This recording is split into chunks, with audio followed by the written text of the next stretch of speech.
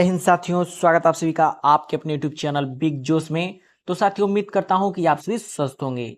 तो साथियों, आज की इस वीडियो में हम बात करने वाले हैं ग्रामीण डाक सेवक भर्ती के बारे में, जिसे शॉर्ट में जीडीएस कहते हैं। तो साथियों, इस वीडियो में हम ग्रामीण डाक सेवक भर्ती के बारे में उन सभी बिंदुओं को समझेंगे जो कि फॉर्म अप्लाई करते समय ध्यान देने योग्य बातें होती हैं। तो साथियों, ये वीडियो सिर्फ उन स्टूडेंट्स के लिए है जिनका 10th में परसेंटेज 90 से ऊपर होना चाहिए, उससे कम नहीं होना चाहिए। लेकिन सभी स्टूडेंट्स इस फॉर्म को अप्लाई कर सकते हैं, क्योंकि इस भर्ती के लिए कोई एग्जाम नहीं होने वाली है। सिर्फ और सिर्फ 10th बेसिस पर आपका होगा, जिसमें परसेंटेज पे आपका सिलेक्शन होना है। तो ये ऑल इंडिया लेवल की जॉब है, ग्राम डाक सेवक, जिसमें अगर पोस्ट की बात करें तो टोटल पोस्ट है 44,228, जो कि संपूर्ण भारत में है, जिसमें आप पूरे भारत के किसी भी स्टेट में फॉर्म अप्लाई कर सकते हैं। लेकिन हाँ, वहां की आपको लैंग्वेज आनी चाहिए। तो उससे बेटर होगा कि आप अपने स्टेट में ही फॉर्म अप्लाई करें तो अच्छा रहेगा। तो साथियों, एक बात और बता दूं आप सभी को कि इसी वर्ष के लास्ट तक ज्वाइनिंग करा लिया जाएगा। तो जिसको इसको फॉर्म ऑनलाइन करना हो वो फॉर्म ऑनलाइन कर सकते हैं। अब बात करते हैं फॉर्म ऑनलाइन डेट की, कि कब से कब तक फॉर्म ऑनलाइन हो रहा है। तो registration and submission of online applications, तो 15/7/2024 टू 5/8/2024, यानी कि कल से ऑनलाइन फॉर्म हो रहा है और 5 अगस्त तक लास्ट डेट है।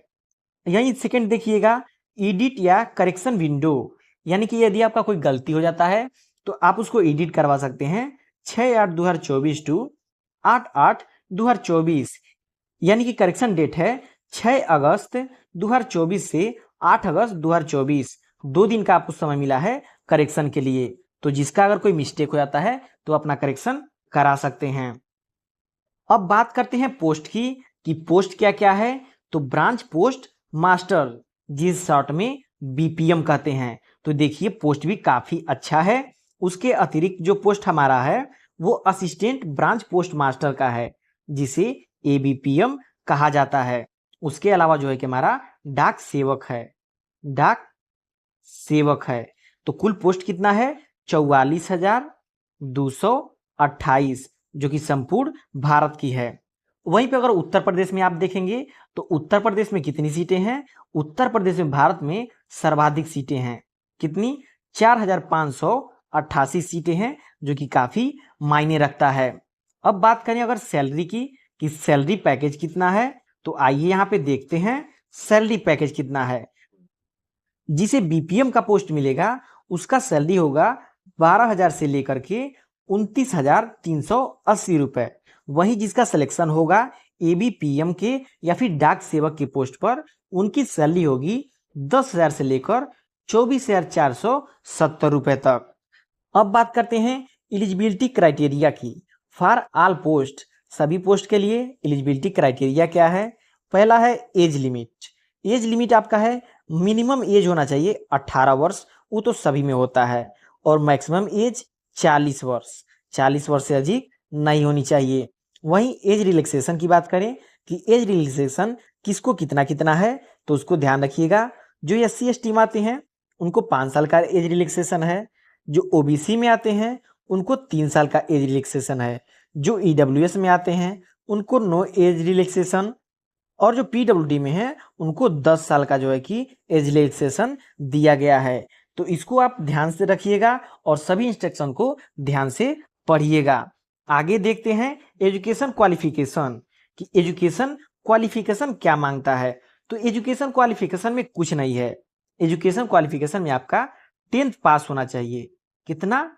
10th पास, लेकिन 90% से ऊपर होना चाहिए। इसको ध्यान रखिएगा।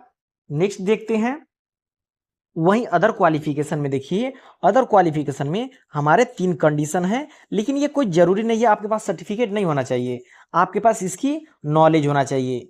नॉलेज ऑफ कंप्यूटर, आपके पास सर्टिफिकेट हो या ना हो उससे कोई मतलब नहीं है, लेकिन आपको कंप्यूटर की नॉलेज होना चाहिए। नॉलेज ऑफ साइकिलिंग, आप सभी देखते होंगे जो भी डाकिया होते हैं साइकिल से ही जो अपना पोस्ट बांटते हैं। तो यहीं पे ये बोला है कि नॉलेज ऑफ साइकिलिंग, साइकिल चलाने आना चाहिए। तीसरा है एजुकेट मीन्स ऑफ लाइवलीहुड। तो इन सभी टर्म्स को याद रखिएगा।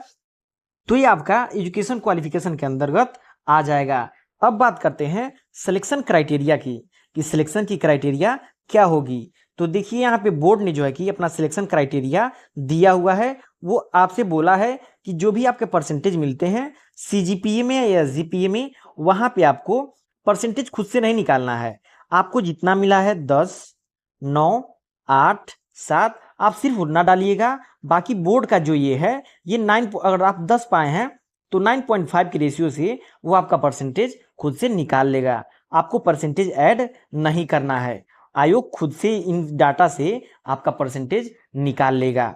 वहीं अगर बात करें एप्लीकेशन फॉर्म फीस की, कि एप्लीकेशन फॉर्म फीस कितनी है, तो जनरल ओबीसी, जनरल या ओबीसी का फीस जो होता है वो नॉर्मली 100 रुपये है। तो कोई बहुत बड़ा अमाउंट नहीं है, आप सभी अप्लाई कर सकते हैं। वहीं अगर फीमेल की बात करें और एससी एसटी की बात करें तो उनके लिए कोई पैसा नहीं लग रहा है।